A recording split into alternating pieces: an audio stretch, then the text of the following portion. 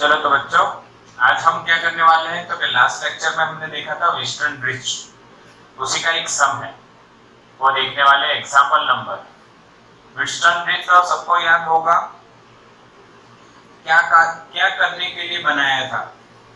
तो western bridge बनाया था to find unknown resistance. Unknown resistance find करने के लिए वेस्टर्न ब्रिज बनाया गया था। ओके, 4 आर्म वाला होता है, आपको याद है। वैसा ही एक सम हमारे पास है 3.8 बट यहाँ पे जो सम है उसमें कुछ अलग क्वेश्चन है। ये गैल्वेनोमीटर था, मैंने कहा था आपको सैंडविच टाइप ब्रेड याद रखें। ये ए है, ये सी है, ये बी है और ये डी है, ठीक। और यहाँ पे कनेक्शन दिया है, एक बैटरी लगाई है n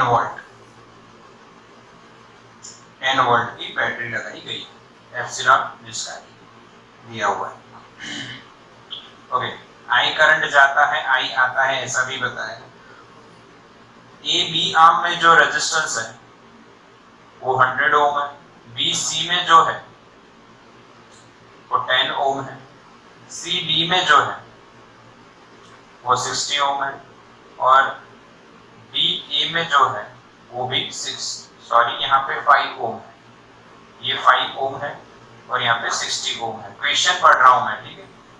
Now the 4 arms of the bridge have the following resistances: a galvanometer of 15 ohm resistance, इसका 15 ohm resistance है, is connected across BD. Calculate the current through the galvanometer when a potential difference of 10 volt is maintained across AC. यानी galvanometer में से कितना current होता है वो हमें फाइंड करना है। The current from the galvanometer, तो मान लीजिए बच्चों वो IG है, ये IG आपको कैलकुलेट करना है। अब करंट डिवीजन आपको करना जरूरी। देखो ये तो हमने सर्किट में देखा, पर रियलिटी में ऐसा कुछ भी दिया नहीं होगा, बस ये कथा है, इतनी स्टोरी आपको दी होगी, बस ऐसे ही क्वेश्चन होगा। ध्यान से समझ, ये है क्वेश्चन। हाँ, रियलिटी में ये क्वेश्चन है बेटा, आपको डायग्राम न दिया हो तो भी क्वेश्चन ऐसे ही पूछा जाएगा।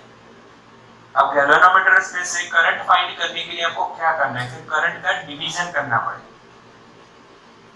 तो सबसे पहले आप क्या मानिए कि भाई इस बैटरी में से करंट आई गया तो आई ही आएगा, आई निकला यहाँ से और यहाँ पे वापस आई आएगा। ये पहली बात आप समझिए। ए और बी पे जब ए पे जब आएगा तब यहाँ पे करंट का डिवीजन होगा।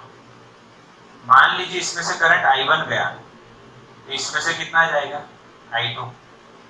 अब यहाँ से I1 आगे बढ़ा तो गैल्वेनोमीटर में से मान लीजिए IG जा रहा है, तो यहाँ पे क्या गया होगा, I1 माइनस IG। I1 आया, हमने माना है, आप कुछ भी मान सकते हो, ये भी पहले मैंने कहा है, जो भी मानना हो आप मान सकते हो। मैंने माना ये I1 इधर आया और BD में IG गया तो इधर I1 माइनस IG गया। अब इधर देखो क्या हुआ, जब ये D के पास I2 आया और यहाँ से IG आया तो यहाँ पे क्या हो जाएगा, I2 प्लस IG, दोनों मिलकर इधर गए।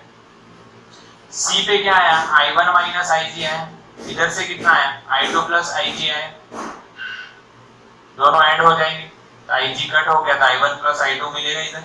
यही I1 प्लस I2 इधर डिवाइड हुआ था, I1 प्लस I2 इधर मिलके वापस क्या बना देगा, I। तो current division is correct, current division is correct. समझ में आया, क्लियर करो, ध्यान से देखो बच्चों।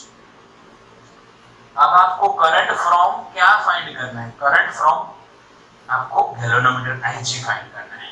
क्या फाइंड करना है, करंट फ्रॉम IG।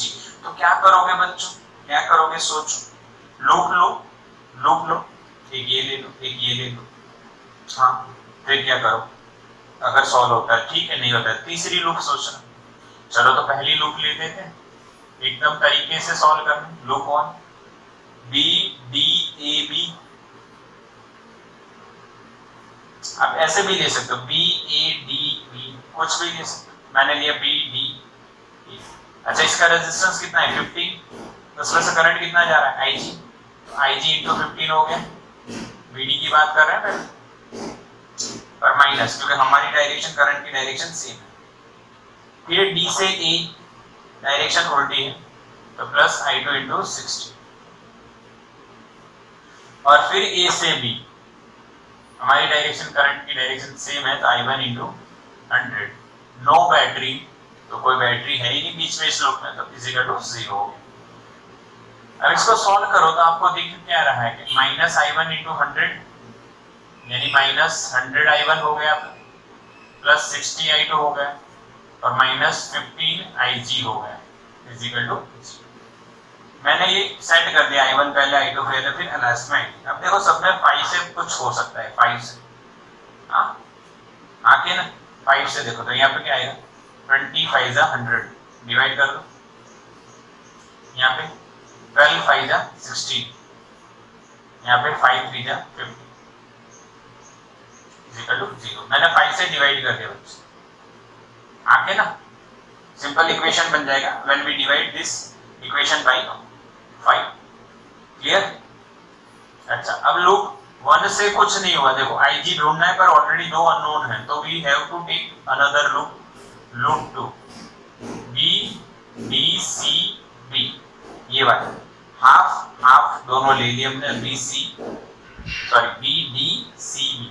तो इसमें अप्लाई करेंगे तो वही हिसाब रहेगा, माइनस IG इंटू 50 IR, ये minus I2 plus IG into 5, इधर माइनस, ये उल्टा है तो इधर आ जाएगा plus I1 minus IG into resistance is 10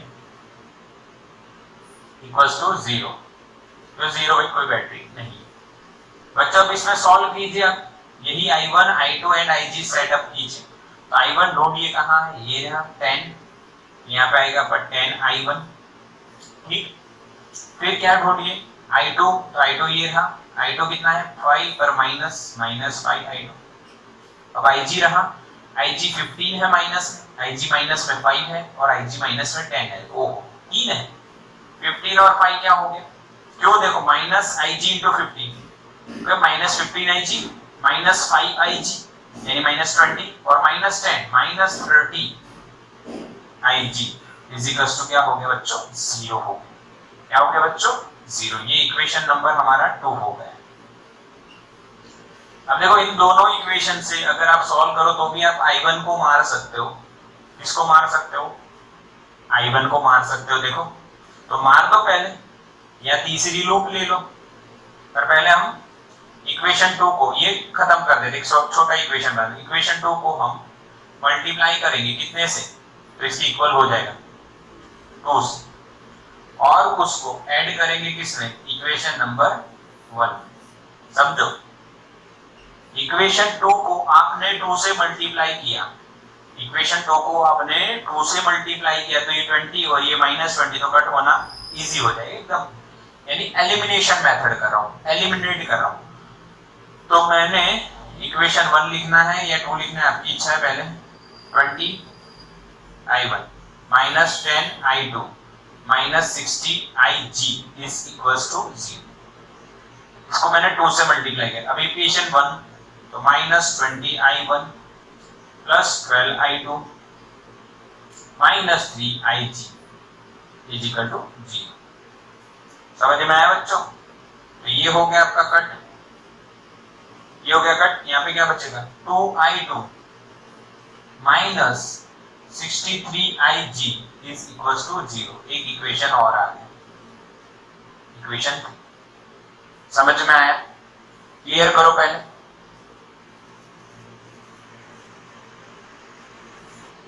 चलो तो आगे चलते हैं बच्चों। समझ में आया पूरा क्वेश्चन क्या है? हाँ, अब यहाँ पे लॉजिक क्या है? हाँ, ये लॉजिक आपने लगाया, इस तरह से सॉल्व कीजिए। अब हमें क्या करना है, देखो I2 और IG मिल गया, अब क्या करो, तो अब यानी आप क्या कर सकते हो, फिर से एलिमिनेशन लगाने का ट्राई करो। तो IG कट करोगे इसमें से, तो फिर I1 और I2 का इक्वेशन मिलेगा। हाँ हाँ के ना, आके ना कोई और एलिमिनेशन मेथड भी लगा सकते हो, कुछ भी। एक और बता देता हूँ आपको, देखो एक और लूप ले लो, ऐसे भी कर सकते हो आप इन दोनों को। देखो इसको आप 10 से मल्टीप्लाई करो तो 30 हो गया, फिर ये कट हो गई, ऐसा सब मत करो। तो एक और तरीका है, देखो बढ़िया, ए डी सी एप्सिलॉन ए, ये लूप ले लीजिए, ए डी सी एप्सिलॉन ए, समझ में आए। लूप 3 कौन सी लूप ले लीजिए बच्चों, तीसरी एक और लूप ले लीजिए, तीसरी एक और लूप ले लीजिए और क्लियर करिए, समझो इसको। जो लूप 3 है बच्चों, उसमें क्या होगा वो देखो, उसमें क्या होगा, तो देखो क्या होगा, आप बताओ क्या होगा। हाँ, लूप 3 ए से डी -6i2 60i2 और -i2 इंटू 60 IR लिख रहा हूं, ए से डी। यहाँ बी से सी माइनस ही होगा क्योंकि same direction, i2 plus IG into 5 और सी एप्सिलॉन ए, तो माइनस से प्लस, तो +10 आ गया, इज इक्वल्स टू 0। ठीक है, यानी अब देखो क्या सेटअप हुआ कि इस लूप में हम देखें तो i2 और IG है और यहाँ पे i2 IG है, तो सेट हो जाएगा। ठीक है, सेट हो जाएगा। चलो तो करते हैं इसको सॉल्व। i2 को सॉल्व करते हैं, -60 -5 तो -65i2, -65i2, यहाँ पे IG -5 इज इक्वल टू -10। तो बच्चों क्या देख रहे हो आप देख रहे हो कि इसको 5 से आप अगर डिवाइड करो और माइनस को हटा दो तो प्लस आ जाएगा, या माइनस रखना चाहते हो तो माइनस रखो।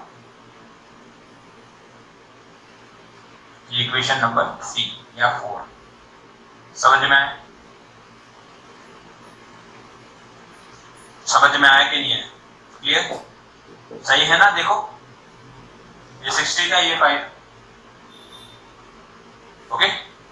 अब क्या करेंगे, तो दो इक्वेशन मिल गए 3 और 4, देखो same to same i2 and IG, i2 and IG।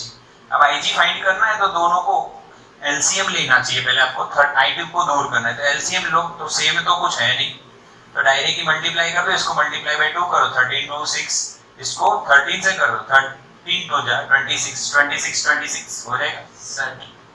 Okay, तो फाइनल सॉल्यूशन हम क्या करेंगे भाई, इसको हमने 13 से मल्टीप्लाई करना है, थोड़ा लंबा चला जाएगा क्योंकि यहाँ पे 63 है, तो आप देखो तो कैलकुलेटर हो तो करो, ये कैलकुलेटर भी ना करो।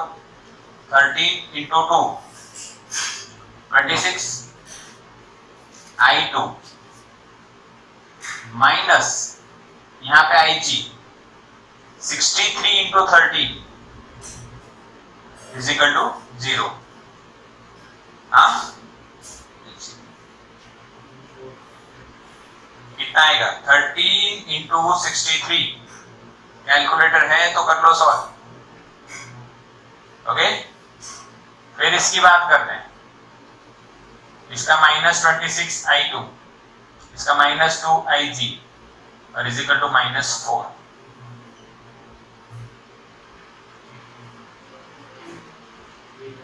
$819 आ रहा है।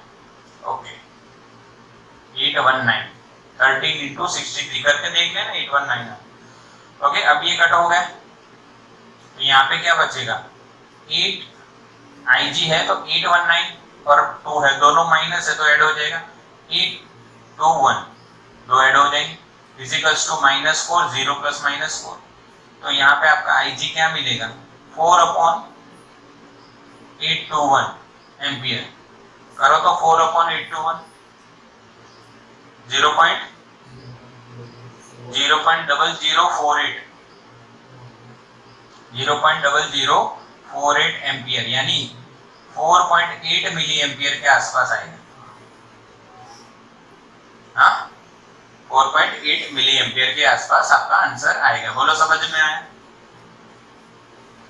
क्लियर करना है बच्चों। देखो है 10th का हिसाब, लूप लिए यहाँ पे हमारा फिजिक्स 12th का सिर्फ यहाँ पे, फिर यहाँ पे, बस ये दो ही स्टेप फिजिक्स के हैं, बाकी मैथ्स 10th का एलिमिनेशन मेथड। कौन सी मेथड है ये, एलिमिनेशन मेथड, आपको एलिमिनेट करना आना चाहिए। फिर यहाँ पे एक लूप ली है, यानी ये देखो 2 2 4 और 2 6 स्टेप ही हैं जो 12th की है, बाकी मैथ्स है 10th का। पक्का, क्लियर? तो उसका स्क्रीनशॉट ले लो बच्चों। चलो तो बच्चों नेक्स्ट टॉपिक देखते हैं। हमने अभी देखा वेस्टर्न ब्रिज का एक सब, लास्ट लेक्चर में हमने क्या देखा था? Western bridge.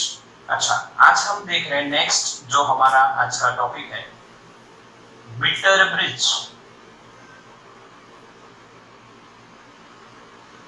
बिटर ब्रिज, जैसे वेस्टर्न ब्रिज था वैसे ही एक और ब्रिज है जिसका नाम है बिटर ब्रिज। सबसे पहले ये क्यों बनाया गया? तो ये एक बिटर और फिर लिखा है ब्रिज, तो नाम की बात बाद में करेंगे, अभी समझेंगे पहले। टू मेजर और टू फाइंड अननोन रेजिस्टेंस। अब एक बात ये आए दिमाग में कि अननोन रेजिस्टेंस तो भाई वेस्टर्न भी फाइंड करते थे, तो फिर मीटर क्या स्पेशल करता है? फिर मीटर क्या स्पेशल करता है? भाई वेस्टर्न भी फाइंड करते थे, तो मीटर ब्रिज क्या स्पेशल करता है? तो भाई मीटर ब्रिज में वेस्टर्न ब्रिज की जगह जो प्रॉब्लम होती थी उसका सॉल्यूशन। अब वेस्टर्न ब्रिज में क्या प्रॉब्लम थी वो बता देता हूं। देखो वेस्टर्न ब्रिज में क्या प्रॉब्लम थी, देखो फटाफट मैं आपको बता देता हूं। ये गैल्वेनोमीटर था, यहाँ पे R1 था या R2 जो भी हो समझ लेना। यहाँ पे R2 था, यहाँ पे R1 था, यहाँ पे R3 था, यहाँ पे R4 था, ऐसा कुछ। यहाँ पे I1 आया था, यहाँ पे I2 गया था, यहाँ पे I4 है, ये I2, ये I1, यहाँ पे I3, इस तरह। इसको कौन सी आप बोले थे हम लोग? स्टैंडर्ड। ये अननोन नाम जिसमें अननोन रेजिस्टेंस हम फाइंड करते हैं। अब यहाँ पे देखो तकलीफ देखो क्या होती है। हमें क्या करना है, यहाँ पे जो आ रहा है IG उसको 0 करना है। उसके लिए हम स्टैंडर्ड आर्म के रेजिस्टेंस को बार बार चेंज करते हैं। अब सोचिए एक रेजिस्टेंस लगाया, फिट किया, कनेक्शन किया, फिर उसको निकाला, नहीं काम हुआ, दूसरा लगाया, तीसरा लगाया, चौथा लगाया, बहुत प्रॉब्लम। और उसकी जो वैल्यू का वेरिएशन है वो भी बहुत छोटा छोटा हो तो कितनी देर लगे, तो ये प्रैक्टिकली थोड़ा सा हेडेक क्रिएट कर देता है। ओके, तो हम प्रैक्टिकली मीटर ब्रिज यूज करते हैं।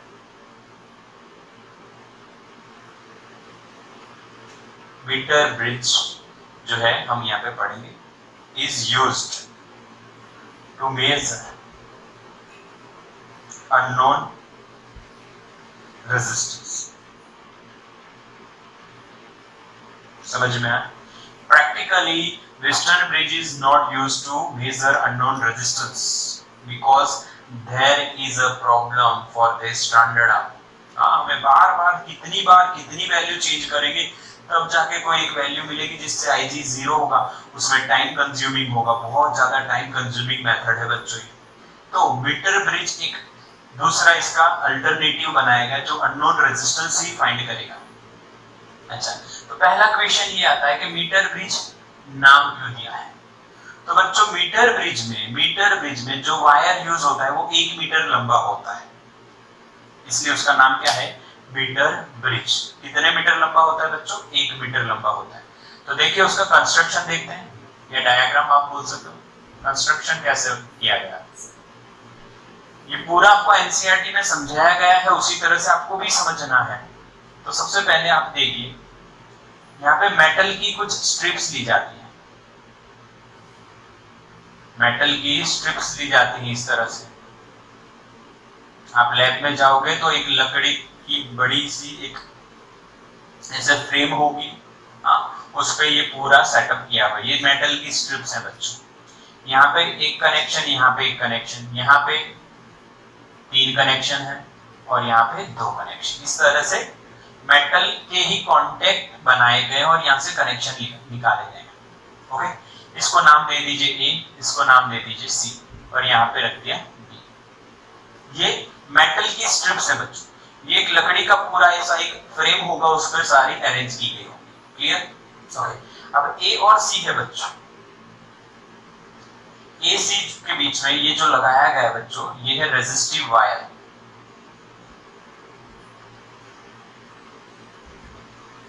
यानी इसके अंदर रेजिस्टेंस है।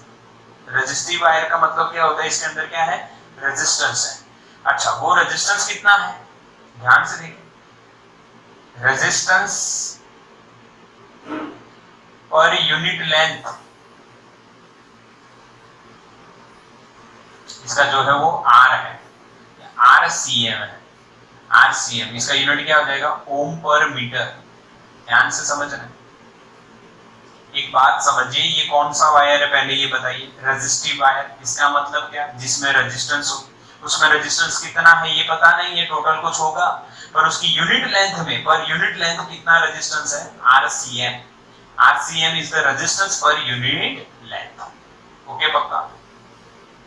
अच्छा, इसके अक्रॉस में बैटरी कनेक्ट की जाती है। क्या कनेक्ट की जाती है, बैटरी, एसी बैटरी लगा दी बच्चों, एप्सिलॉन या V लिख सकते हो, यहां से करंट गया, यहां से वापस आया घूम के। अच्छा, यहां पे A और B के बीच में अननोन रेजिस्टेंस लगाया जाता है।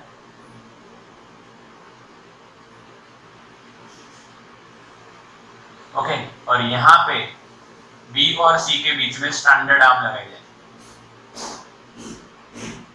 अननोन रेजिस्टेंस आर्म और ये स्टैंडर्ड रेजिस्टेंस, फिर से स्टैंडर्ड आर्म आ गई। अब आप कहोगे सर इसमें क्या चीज है इसमें क्या चेंज है, अननोन इसमें भी था, स्टैंडर्ड इसमें भी है, सॉरी अननोन इसमें भी था, स्टैंडर्ड इसमें भी था, अननोन और स्टैंडर्ड दोनों इसमें भी है। अभी देखिए, पूरा पढ़िए फिर समझ में आएगा। अब क्या किया जाता है, गैल्वेनोमीटर रह गया, तो B से एक पॉइंट जो सेंटर में दिया है, उससे ये मेटल स्ट्रिप है, वहां से सेंटर है, यहां से एक गैल्वेनोमीटर लगा दिया जाता है, और उस गैल्वेनोमीटर का दूसरा जो पॉइंट है, उसके साथ जॉक की कनेक्ट की जाती है। जॉक की, देखिए एनसीईआरटी में लिखा है जॉक की, लिखा है, मिला है, देखो ध्यान से।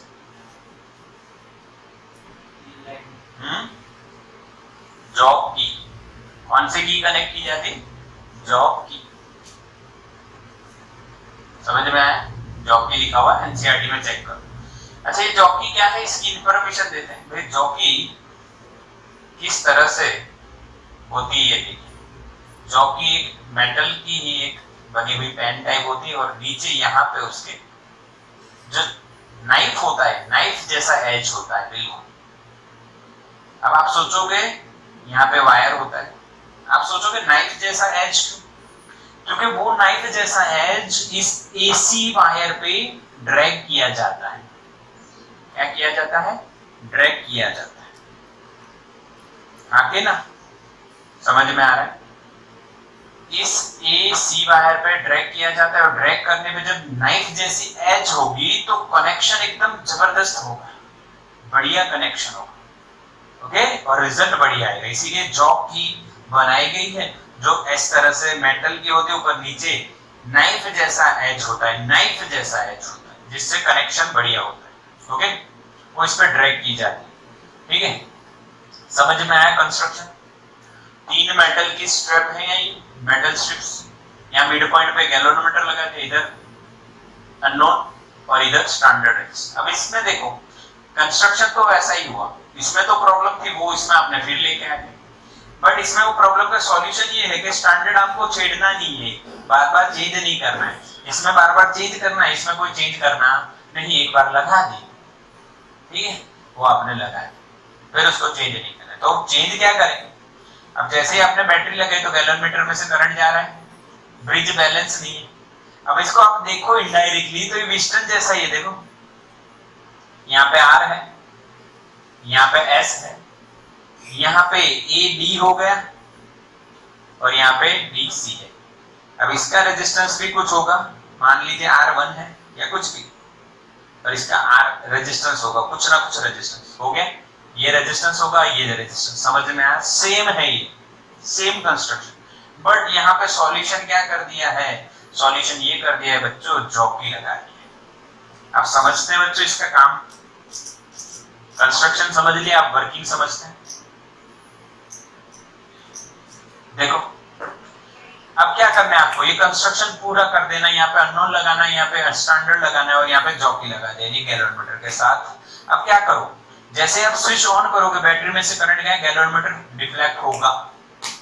तो पहले आपको चेक करना है, इधर लगाओगे तो इस साइड गैल्वेनोमीटर की जॉकी इधर लगाओगे इस साइड डिफ्लेक्ट होगा, इस साइड लगाओगे इस साइड डिफ्लेक्ट होगा। तो यानी आपका कनेक्शन परफेक्ट है। प्रैक्टिकल बता रहा हूँ, कनेक्शन परफेक्ट है। अगर उल्टा कनेक्शन कहीं पे होगा या ढीला वीला है कुछ वायर, तो उल्टा अगर यहाँ पे लगाया तो डिफ्लेक्शन सही से नहीं दिखा रहा है, उल्टा दिखा रहा है। यहाँ पे लगाओ तो इस साइड की बजाय इस साइड दिखा रहा है, यानी कनेक्शन उल्टा है। तो थोड़ा सा चेक कर लेना, प्रैक्टिकल की बात है। अच्छा प्रैक्टिकल नहीं हो, आप थियरी की बात कर रहे हैं और दोनों समझ में आ जाएंगे। यहाँ पे जॉकी को आपको ड्रैग करना है इसमें, जैसे ड्रैग करोगे तो गैल्वेनोमीटर इधर होगा तो फिर वो धीरे धीरे ऐसे आएगा या ऐसे आएगा, पर जीरो पे लाना है आपको। कहां लाना है? जीरो पे। जब गैल्वेनोमीटर में से करंट क्या हो जाएगा? जीरो। तब क्या हो जाएगा? ब्रिज कौन सी कंडीशन में आ जाएगा? Balance condition. When Ig is equal to 0, meter bridge is in balanced condition। समझ में आया? प्रैक्टिकल समझ में आया? अच्छा, जब ये आपको पॉइंट मिला, मान लो ये डी, तो डी जो पॉइंट बोला गया बच्चों, उसको बोला जाना है आपको नल पॉइंट। क्या बोलोगे आप?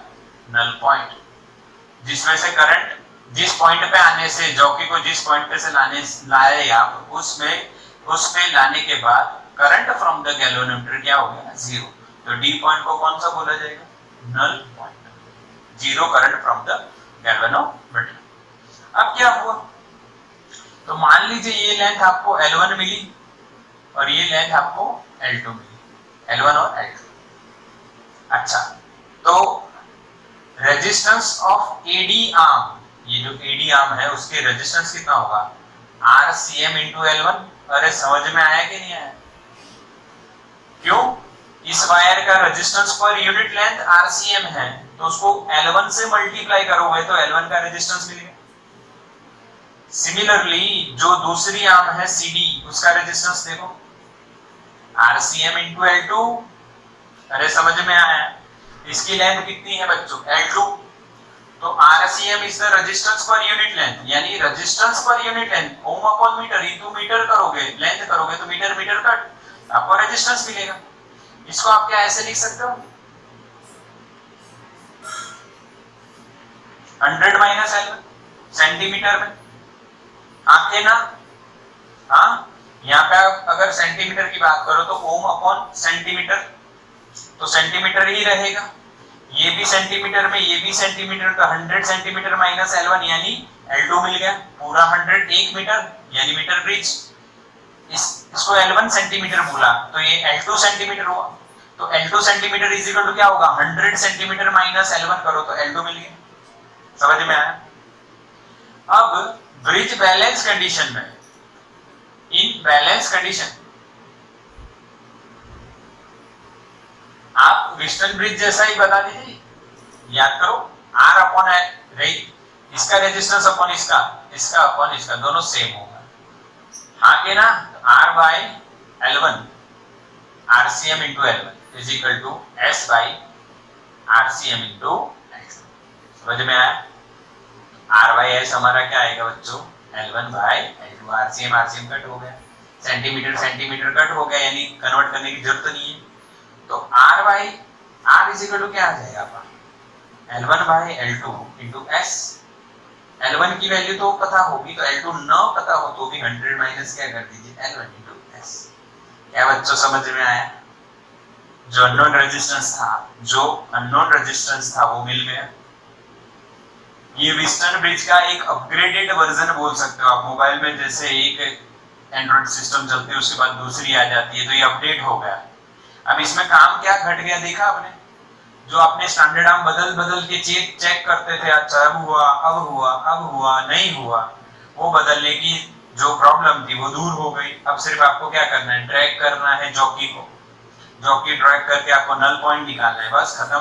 फिर ये लेंथ आपको मेजर करनी है, एक्सपेरिमेंट करोगे जब, तब यहाँ पे ऑटोमेटिक एक स्केल ही होगी 100 सेंटीमीटर, उसी पे आपको वायर लगा दिया होगा और ड्रैग करना है, तो सिंपल हो जाएगा। पता चला बच्चों? आके ना तो स्क्रीनशॉट लो इसका। Metre bridge is very important, तो इसको अच्छे से नोट करना, लिखना, तैयार कर लेना है। एकदम सिंपल, बट बोर्ड में अगर आप लिख रहे हो तो आपको एक्सप्लेनेशन बढ़िया लिखनी है। अकॉर्डिंग टू एनसीईआरटी बढ़िया एक्सप्लेनेशन लिखी, ठीक है। चलो तो आगे चलते हैं हम। एनसीईआरटी में हम आगे चले तो अब क्या है, तो एक सब है बच्चों 3.9, देखो 3.9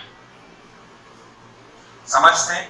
एक मीटर ब्रिज है बच्चों, उसमें the null point is found at the distance 33.7 centimetre, यानी वही अपना अभी जो हमने देखा। देखो मैं शॉर्ट में बना देता हूं। आर है, ये एस है, यहाँ पे बी था, यहाँ पे ए है, यहाँ पे सी है, यहाँ पे कहीं पे हमें कैलोमीटर से डी मिलती है।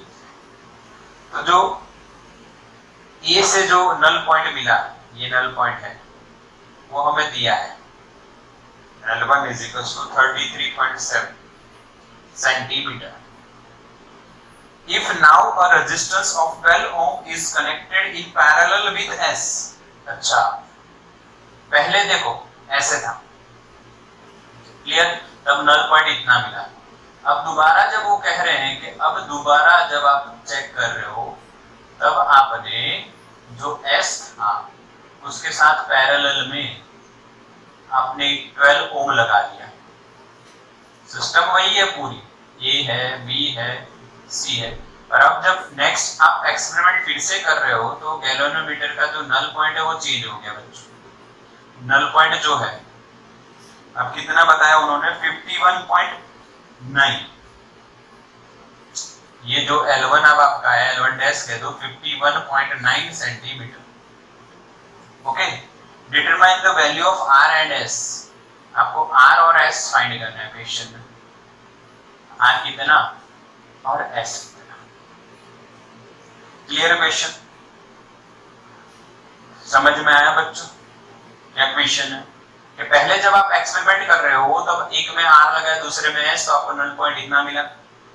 जब दोबारा आप एक्सपेरिमेंट कर रहे हो, अब आपने क्या किया, आपने जो S है, रेजिस्टेंस S, उसके साथ पैरेलल में 12 ओम लगा दिया, तो आपका नल पॉइंट इतना मिल रहा है।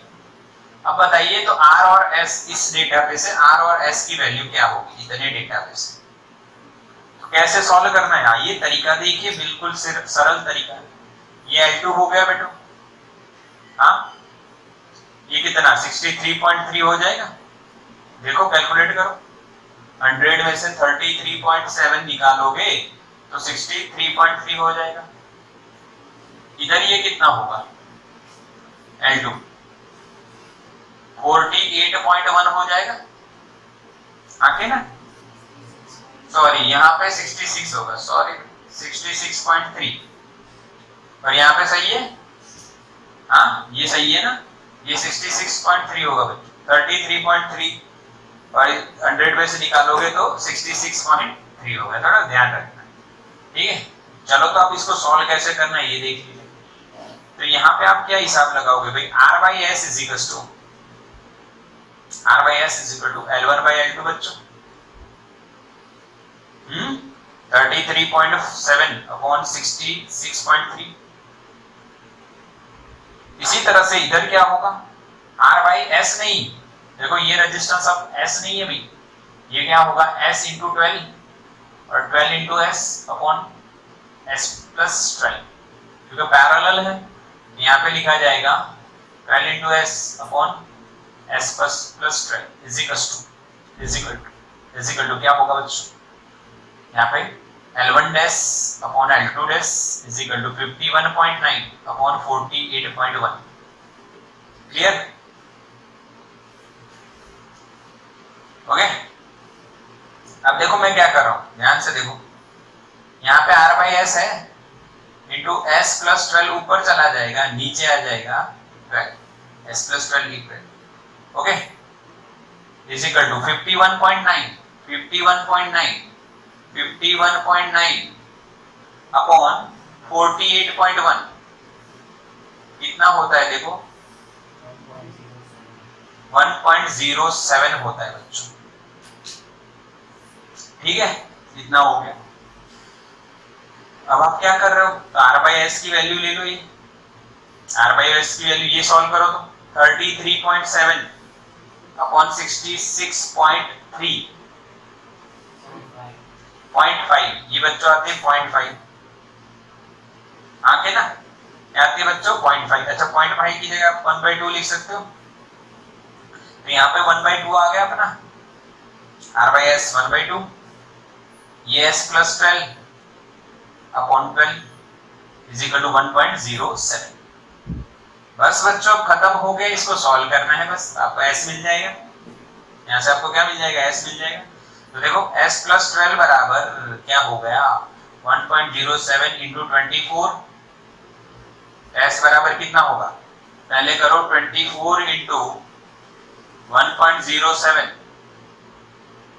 माइनस करो फिर 12, माइनस करो 12, 13.66 ऐसा कुछ आपको 6, 7, 8 जो भी है मिल रहा है 13.68। आया समझ में? अब ऐसा आ गया आपका, तो r कैसे मिलेगा, तो यहां से मिल जाएगा ऊपर, देखो इधर देखो r by s is equal to आपका 1/2 हो रहा है, तो r क्या आएगा s/2, इसका आधा करो कितना होगा 13.68 का आधा कितना आएगा,